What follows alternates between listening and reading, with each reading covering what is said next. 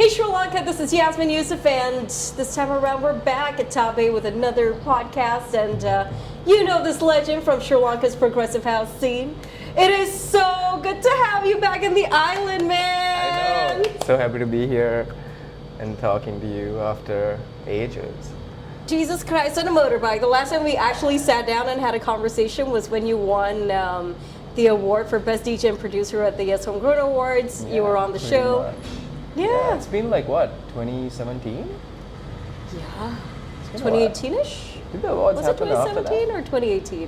One of those years. The awards never happened after that though, right? It was like one terrible thing after another. Okay. Because the awards are Yeah. kind of expensive to execute and stuff. Yeah, So okay. That was great though, yeah.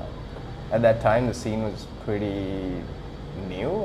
There wasn't a scene like this at all, yeah. That was before I went too, so yeah, how has it been here? since I Machan, went? love You give it. me an update. It's been like, I don't know, man. I guess the right word would be flourishing. Yeah, I mean that's what I saw yesterday at the gig too, with Soundgarden and La Foresta. Yeah, it was Dude! massive. You finally got to play at a La Foresta gig. I've been in touch with Nuanta for like a long time, ever since like COVID happened. When I was in Canada, of course, and we've been in touch. He always like supported my stuff, and he was like La Foresta wasn't even started at that point properly, and he said one day we'll figure it out. And I told him yesterday everything just aligned when the time was right. Yeah, I kind of love those moments as opposed to like chasing and yeah, I like when things just like fall into that place. Like most of the things, even like what's happening right now, I never thought at that time when I just started making a track like, oh, it's gonna get big like this. Not at all. That wasn't even the goal, right? The goal was just to make what I want to make, and whatever happens from the side is kind of like a bonus. So pretty grateful, yeah. And man, like shout out to Nuanta and the team, man. Oh yeah, massive shout out. So from 2021 till now, I think they're just one of the brands that's been spearheading this whole scene, Yeah. along with Noise and like a whole bunch of others. I guess yeah. right now there's a list. Oh yeah, the list is huge now, and massive amount of producers, so which is great. I even hear their stuff being played in Canada too, when some guys come and play there, and I'm like pretty proud, right, to see that. Wait, who's playing who in Canada? So I opened for Ken over there at a gig, and he was playing a Kyoto's track, Jesse. Yeah. Woo! And I was next to him, and I was like, oh, that's the guys from Sri Lanka. And then he's like, oh, what a great producer. And obviously we had a chat there. And I mean, you've seen them posting stuff of other DJs playing. You see it anyway, so I hear it there too. So it's pretty great. So nice to see that. Because Sri Lanka has always been like, we've come from a DJing perspective. I mean, that's what the world was back then too. But now I'm seeing like a new generation of like producers, and they're doing different things, which is amazing. Like, I just see everyone just doing what they want to do, which is great. Like, it's like you do your own thing, I do my own thing, and whatever we do kind of helps the whole thing in general, right? Yeah, so that's how I look at it. And what are some of the things you've noticed like that really got your attention that made you go, yeah, go Sri Lanka? I think these showcases are big. Like the Sud Beach showcase, Hernan playing here was huge. Even the Soundgarden one. I saw Miss Monique playing here, Sebastian Ledger. Those are pretty big names, like globally, because like, so like when you live here, obviously, you get exposed to local artists, and then what the kind of artists they're playing, and might not be the popular guys on the other side of the world, but the artists I just mentioned are pretty popular over there too. So seeing them playing a small island is like, yeah, it makes me feel good, because like this is something we always wanted to build, right? Yeah, so that's pretty great. Man. Yeah. And you know, it must have been such a surreal moment for you to see and experience two things. Number one was Hernan here in Sri Lanka. When you saw like either the poster or the video announcement, what was going through your head and heart? I kind of knew it's happening because I'm close to Simply Cities. I played the back-to-back with him and stuff, so he was keeping me in the loop. I kind of knew that it was going to happen, so I was pretty excited. But I knew it was going to happen. Didn't tell anyone, and I just saw it, and like people were just going crazy. So that exposure is really good, because then when people from other countries start seeing Sri Lanka getting tagged here and there, and it just gives more exposure to our country, gives more exposure to the producers and all of that too, right? So yeah, it's happening. Damn, you good. knew. Yeah, I knew. God. Yeah. And then that minute when Nuanta probably would have been like, bro, we're doing like a Soundgarden showcase, come and play. What was going through your head? I was excited because I've been getting offers from here and there, and I like to pick the ones I like, kind of thing. You know, I don't want to play all the time too, so kind of want to keep that exclusivity. So I said, guys, let's do it. I'll just play for you guys for this year, and that's literally the plan. So yeah, and met a lot of new and old fans at the gig, which was really nice, because I haven't met a lot of people since whenever I left, right, which is in 2019. So it's been a while, man. Yeah, and I've seen the scene change like to what it is. Makes me really happy, actually. Yeah. And I love how that's kind of sort of made you want to say, hey, you know what? Next year we're going to be doing a BluePrint. Yep, that's the plan. Yeah, and I want to bring the artists that I like too, and kind of curate good events for people in this country, right? That's the idea. I mean, being my artist, like the Dimuth project is like obviously a side thing. I mean, in the sense it's different to curating a good event, right? So when I'm curating an event, I'm always thinking about like how the crowd is gonna feel, like when because someone's buying a ticket, so you're kind of responsible to make sure that they feel good at the party. At least that's what I want to do. Yeah, and then obviously bring acts from abroad that they don't get to see here. So like Christoph is a big name over there, and he's like the small man after Eric Prydz, who is I actually met the Eric small Prydz, man after. Yeah, in the sense he's so he's on Eric Prydz label, and he's been touring with him. He plays with Eric Prydz at his Hollow gigs, the big, the visual gigs. He does, Eric Prydz, yeah. So he's a big name in that scene. And we got connected because he has been following my music and playing my music. I didn't even know, and we got connected. And he's been asking for music, and that happened too. And I was like, hey, I'm starting BluePrint again, so maybe you want to come and play? And yeah. Wow! Is he like the headliner? He's the headliner, yeah. He's a big headliner. Exclusive! And now? Yeah, he's the headliner with other local lineups. So we're having, obviously Sajay is coming back. He's the co-founder, both of us. And then Subandri is playing. AJ, he's playing. And then Yarik and Revan. Yeah. Sick lineup, man. Yeah. And have like the tickets been out for a while? Yeah, tickets have been out. I think it's December, so everyone's kind of like busy with December stuff. So January, I guess we'll keep pushing more. Yeah. Let's see how that goes.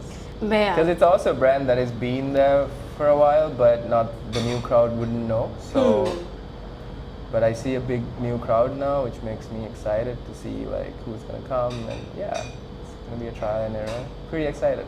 I'm glad, man. Have you released like the location deets and Yeah, stuff so it'll yet? be at Paradise Beach, Mount Lavinia. Okay. Yeah, that's the plan of the location. I think that's perfect. Progressive house and a slice of that Paradise Beach. Yeah.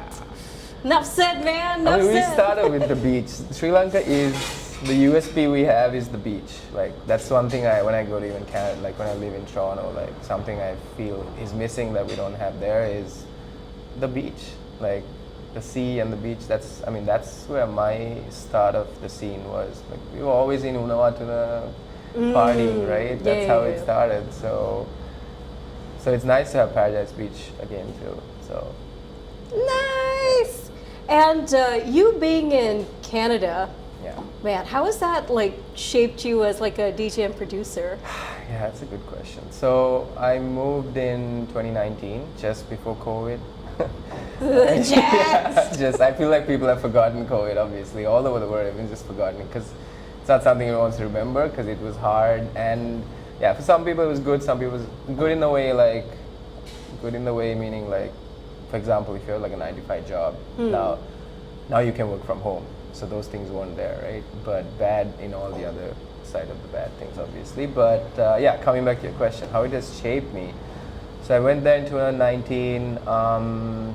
COVID happened, so events stopped there. And for a country like that, they haven't gone through a lot of issues like we have here, right? So that was like the biggest issue for them, like COVID, you know? So, and they take all of that seriously. So the country was like shut down. There were no parties, nothing. It was just supermarkets were open, stuff like that, like essential stuff. I think it was down for like a year. So even there, it like all the artists were like going mad. Like, what do you do, right? If it's gonna be closed, like I always tell people, like you always like be grateful and enjoy the moment because you just don't know what's gonna happen and change, right? Yeah, so when that happened, there weren't any gigs. I couldn't even go and like see the scene there, nothing. So that's when I started like focusing more on myself, and that's like even musically, because over here you're kind of like every weekend you're playing for gigs, right? That means you're getting ready and playing for gigs, and you obviously want to make music that fits the dance floor. So I think that changed in me. I stopped just focusing only on the dance floor. Now I'm making anything I want to make.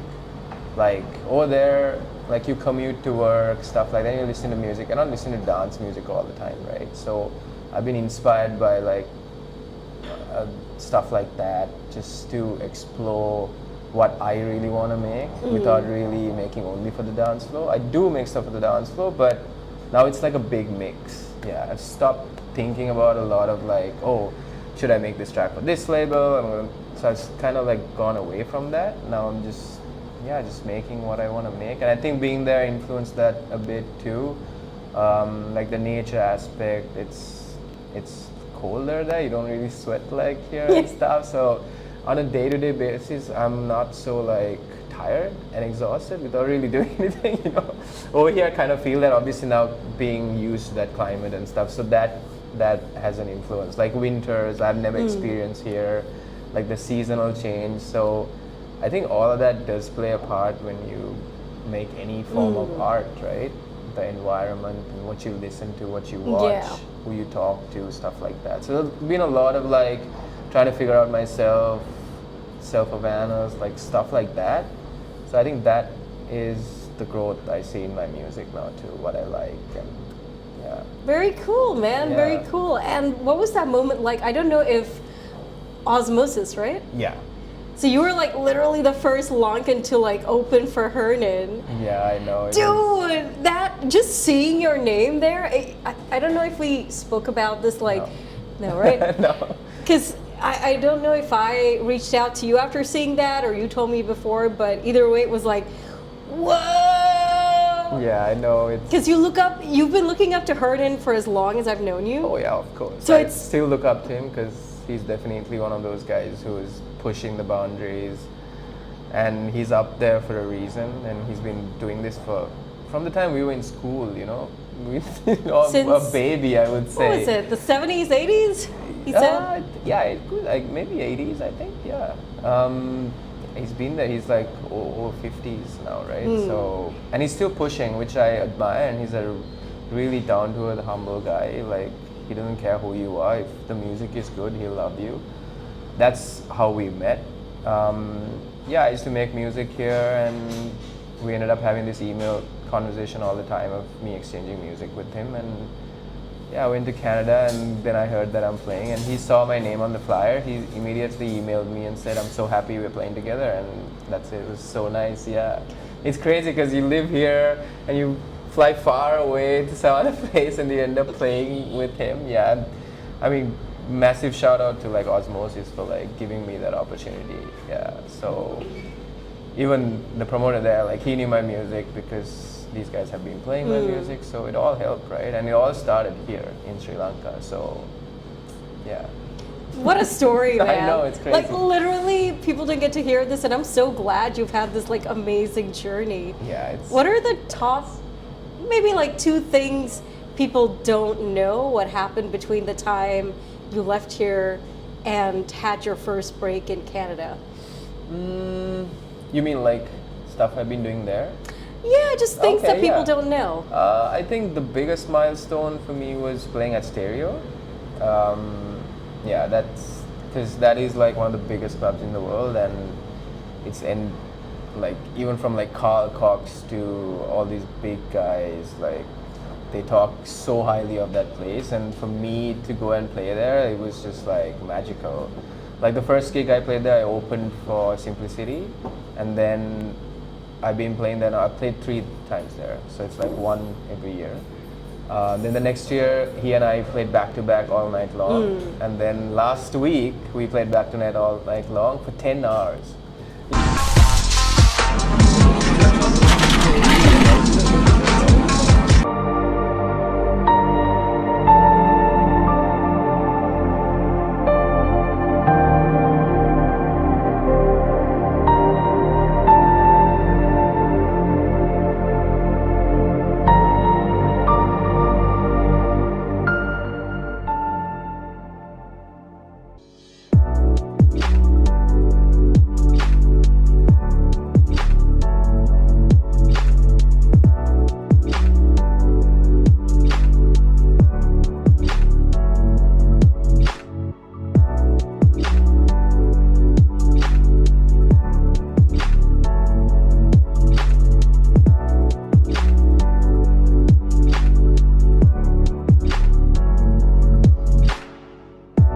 Yeah.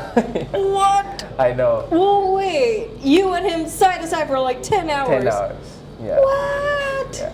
That's wild. So it was. I think that's the biggest milestone. Like headlining that club is like a big deal for any DJ because it's like I wish you could come there. Like I wish anyone here can. I always tell like I wish people get a chance to experience. It's an experience because that club is just made out like the best sound system and acoustic wise and everything. It's like you being in a studio and listening to music, but think of that in a club setting.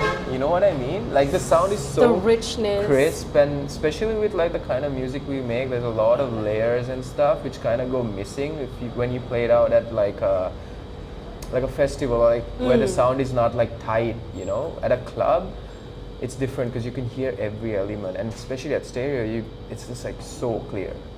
Yeah, and the dance flow is like made in a way where people feel comfortable to dance for a long time. And the crowd there is amazing. And that's like actually in Montreal. So I live in Toronto. That's like a 5-hour car drive to Montreal.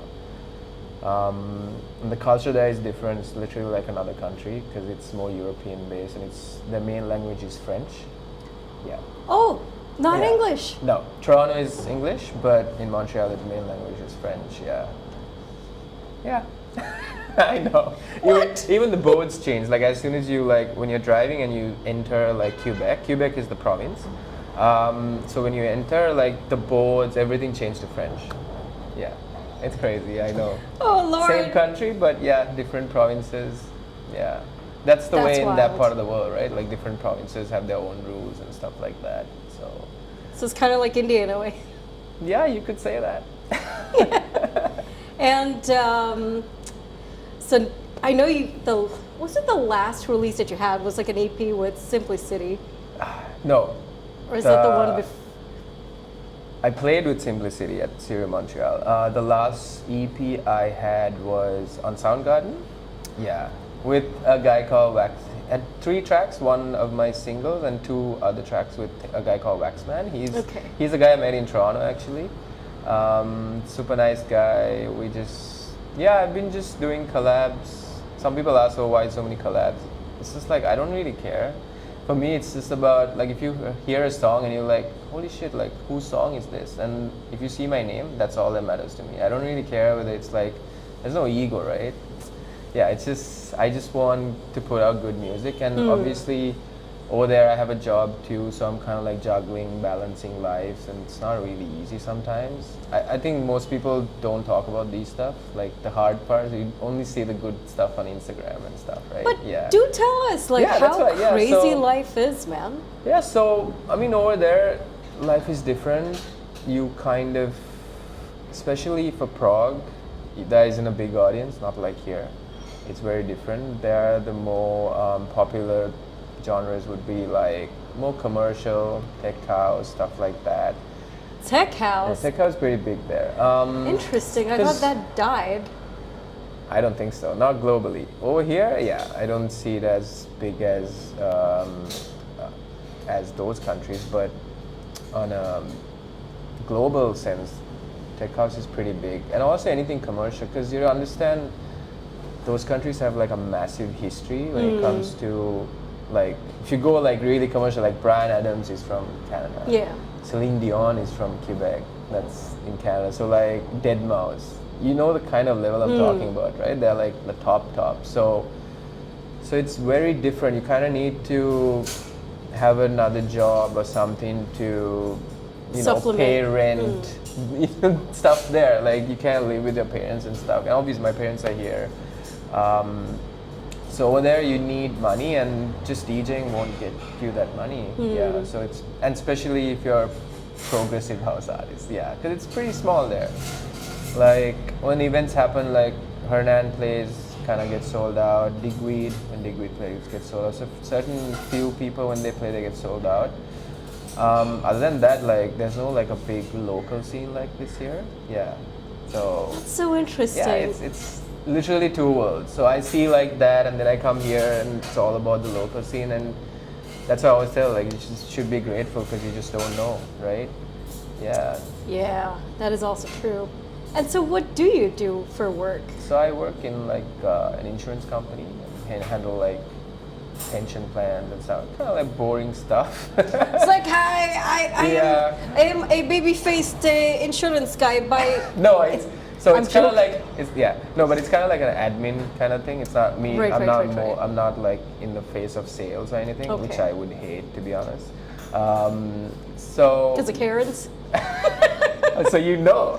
Dude, like, I just watch a lot of the internet pass me by every day, and I'm like, oh wow. Yeah, that's the thing there, the word you said. Yeah. So what's good about that is it pays my bills, obviously, and it helps me pick the events I want to play, so I can be selective. I don't have to take that. I told you before, like I've gotten to that point where I kind of want to play an event and give all my energy to that event, as opposed to taking about 100 gigs and kind of stretching yourself thin. Yeah, and I feel like come to the point where I only say yes when I want to give full. Like, you know, you don't need to say yes to everything. I used to be like that. Yeah, I used to be like that when I was younger.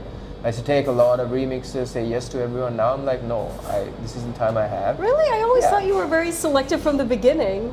I mean, if I could go back and do things differently, I would say I would do less remixes. Okay. Yeah.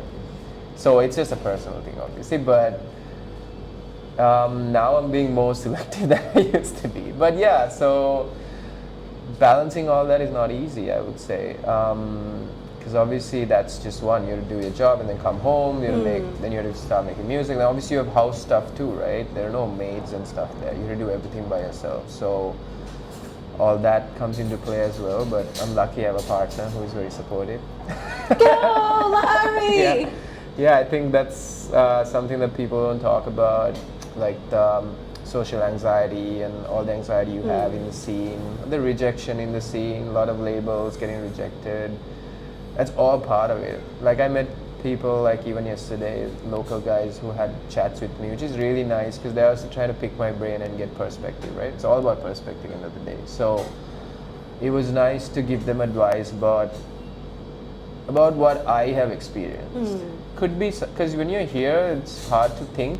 Yeah. Because even me, when I was here, the way I thought was different. And when I went there, like you said before, I'm seeing Sri Lanka as like a whole thing right now. So it gives you perspective, and obviously you meet other artists from other countries. There are way more. Like I was with Christoph at backstage, and I met Eric Prydz. I saw Cascade, Steve Aoki. They were just there, like chilling. I'm like, what the hell is going on? Did he give you a birthday cake? No, I'm not a big fan of Steve Aoki. I don't like that whole thing. I mean, the EDM thing is okay, but it's just not my thing. But yeah, what I'm trying to say is that all these people are always playing there all the time, so you have more chance to go and see. I mean, I saw Hans Zimmer live. That was a big deal for me because that's Damn. the two artists that I always wanted to see from the time I was small. One was him, and the other one was Michael Jackson. They've inspired me in a lot of ways musically, so seeing that was pretty sick. Yeah. Dude, I think Hans Zimmer is on a lot of people's I bucket know, list. for sure, and I wish everyone can experience because it was massive. It was like a massive orchestra, and I think most of the orchestra was female though. Like even the drummers, yeah, they were like spot on, just going. It was so nice to see. Yeah, it was really good vibes. And I've seen so many other artists that I wanted to see too, like Tom Niche, Bonobo. Have you heard of Bonobo? Yeah.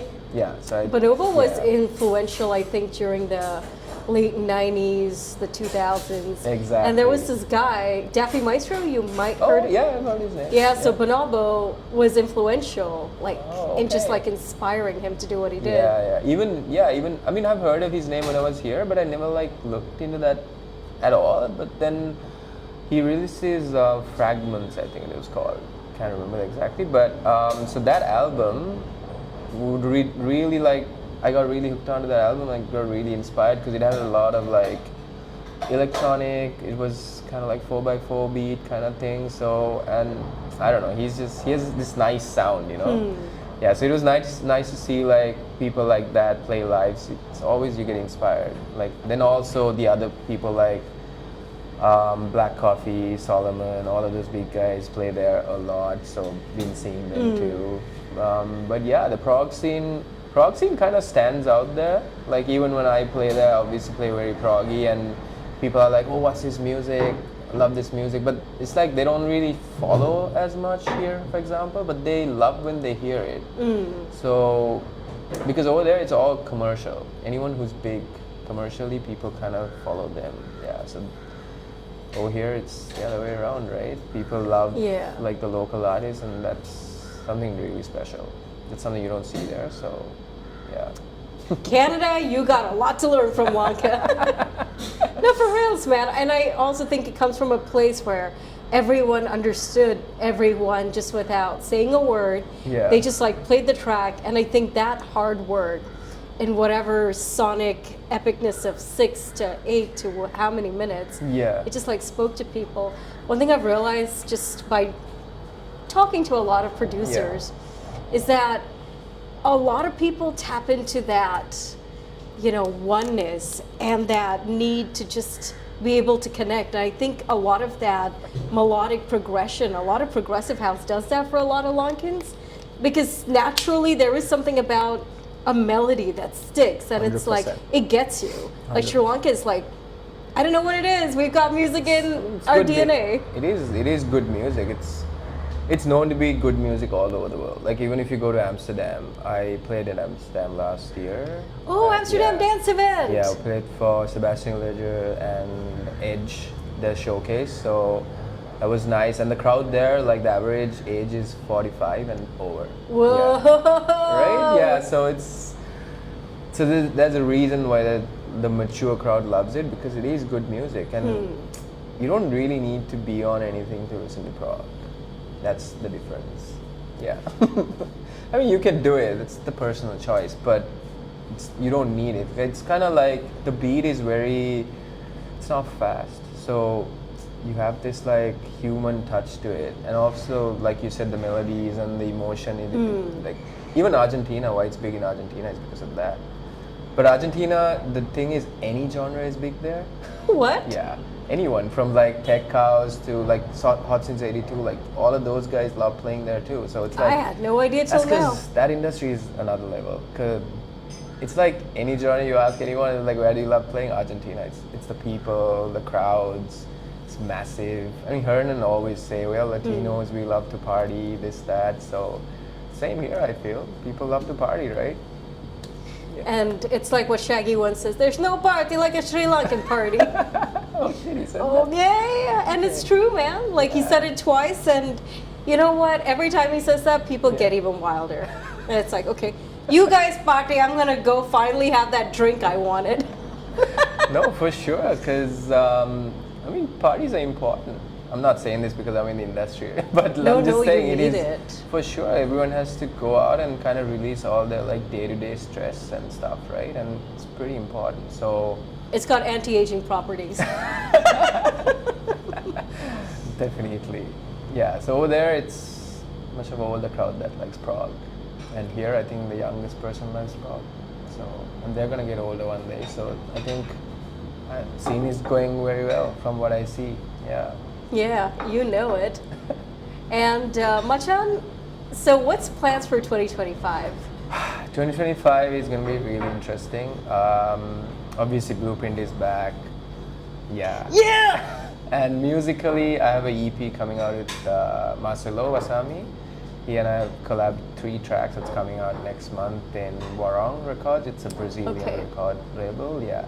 It's a pretty big record label, so pretty excited about that. And I have a lot of music I'm working on, which some won't get released, some are like I'm working on, still haven't finished, you know. Some actually don't have like a home, but I'm still looking for homes Slide and stuff like into that. Dimuth's DMs if you want to hear those exclusives and be like, yeah, we're that label now. We're that label. But also working on like a lot of like few vocal tracks too, and few vocalists from here too. So you'll be interested in those, yeah. You'll be definitely interested in hearing those. After but Joel yeah, Fernando? Yeah, I mean, still working on stuff with Joel too. Maybe, who knows, we'll come back with our live performance thing too soon. Yeah! So yeah, we have I have a few stuff like that planned for next year. It's gonna be like a trial and error. Spend a bit more time here, I guess, building the scene a bit. Yeah, contributing with the experience I have and giving as much as I could, right? Yeah. Do it, man. Do it. Because like next year is poised to be a big year. And I feel like a few of the DJs and producers of the island, they probably might step into education, which is also like really important. Yeah. And I feel Nishan Lee is like the first guy. I think he's gonna do like a workshop or something sometime in January. So it starts out with him, and I don't know who else will take up that little education mantle. That too in mind, yeah, and want to touch upon like mental awareness and stuff too. Yeah, I think it's really important because I see a lot of like DJs comparing and stuff happening. I feel like you don't really need to do that, but it happens because of how social media works, right? Everyone's just posting their best times. Yeah, no, but it's very important. It's very important because, because it's not an easy industry. You're always like, I mean, if you take like a 9-to-5 job, like okay, you get a degree and there's like a proper path, right? In our arts world or like the music industry, there's no like, oh, you do this, you get that. It's not gonna happen like that. You never know, and all of a sudden the sound you're making might not be cool anymore, whatever, and then what are you gonna do? So you always have to like start reinventing the wheel and changing how you look at things and stuff, and so it's not easy being an artist, especially nowadays, I feel, because there's so many people doing it, and it's so easy for anyone to like even DJ and stuff now. You see a lot of DJs, not a bad thing, but it's happening, right? Sorry, so, I had a moment because sync. So what are your thoughts on the sync button? Unless you're an actual performer with dancers and a lot of like showmanship going on, hey, respect the art, bro. Don't. Yeah, true. I mean, I think it's because of that we have an influx of there's no barrier to the gateway of, you know, so it's like anyone can just buy a controller and DJ. Good things and bad things, like you said. I just wish like anyone who is being a DJ just like do it for the right reasons. That's it. And it's not hard, man. Yeah, and the right reasons are not hard to find and maintain. Yeah, so all this sync button and stuff, I really don't like pay attention, to be honest, because I honestly don't care. Because I feel like that comes from, so when I started DJing, obviously here, I used to have issues too, because I started with the laptop, FYI. And obviously everything is synced, right? So like the older DJs here didn't like it as much, and obviously was telling us that we're not real DJs, and I was like, okay, fine, I'm gonna start playing on the console, whatever.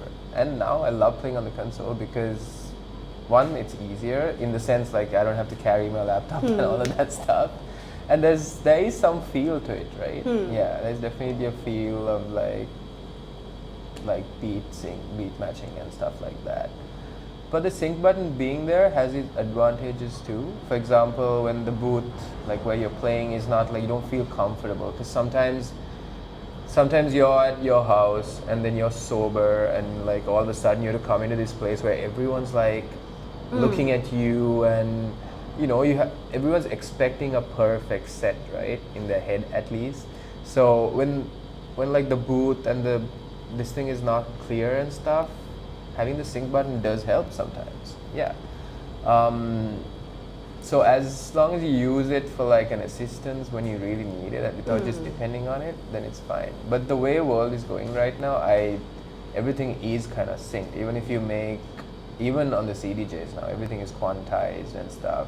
So I think people should like maybe switch from like, oh, I'm not gonna press the sync button, to maybe I'll press sync but I'll do different things too. Yeah. Right. You know, maybe like mash up, like add a vocal or something, like do something different.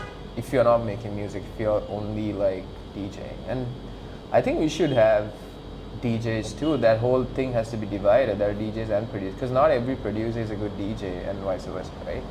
I've seen there a lot, like Hernan is a really good DJ, Dimuth is a really good DJ, and these guys don't produce. They never produce, because those days there were people who made music on vinyl and stuff, and then there were DJs that promoted that music, right?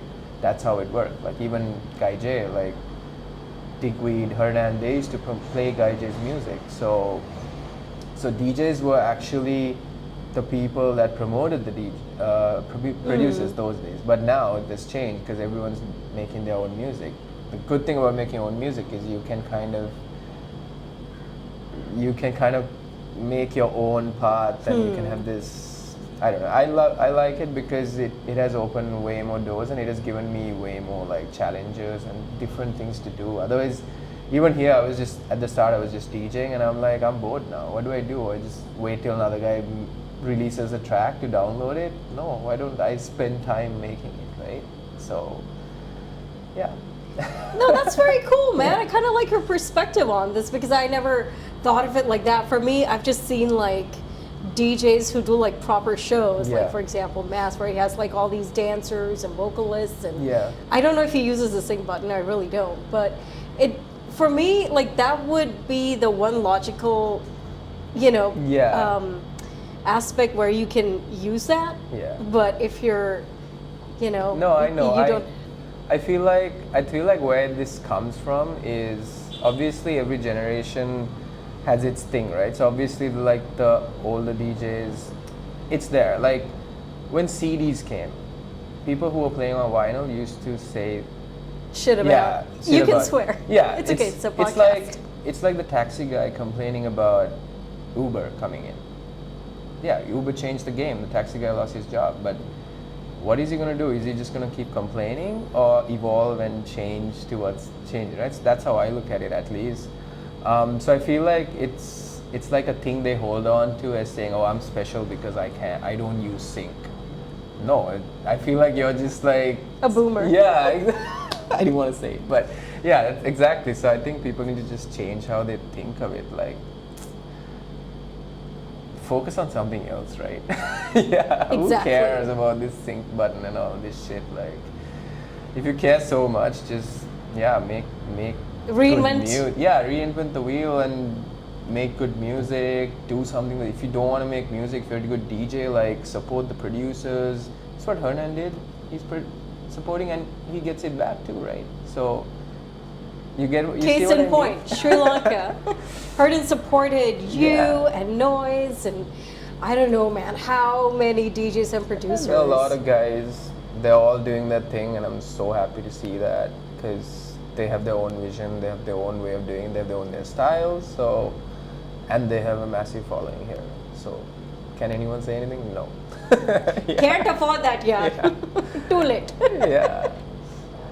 But man, it's been really cool taking the time and talking to you finally after like all these years. And the right time. Yeah, there's always like a right time for a lot of things, and I'm so glad this was it, man. I know. And here's to seeing you like do cool shit next year, and really setting some really, really fucking cool bars. I know. It'll be fun. We'll be working together, obviously. And yeah, I had a lot of chats actually in the Soundgarden gig when I met a lot of people, and I was telling everyone just follow your own thing and just do your own thing, and that will eventually contribute to the whole scene. And we're all fine then, right? Without just looking at what other people are doing, which is always the thing. It's a human nature thing. We always look at what other people are doing, comparing. But once you get into that habit, you don't know what to do new, or like what you do without comparing, right? So, yeah. Break the box. Exactly, break the box. Be innovative, and because there's so many tools now. AI, I know people shit on AI, but there's good things with AI. Like it helps me, like, you know, certain stuff. Like I like making music, but I don't like making paragraphs and stuff. So ChatGPT would help you in that, and also like you can get these cool vocal stuff going on from AI. It has its good things and bad things as usual, right? But you just balance out yeah, and take what the you world need. is changing, yes. Like even there, like this whole DJing thing is everywhere now.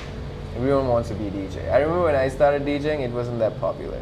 People are like, "Why do you want to be a DJ?" And now everyone's just like, "I want to be a DJ." Exactly. It's crazy how times have changed. Yeah. But yeah, here's to epic 2025. Thank you so much. And the return of BluePrint and all that, all Pretty that, all excited that. for that. Yeah. Jive, man. You too.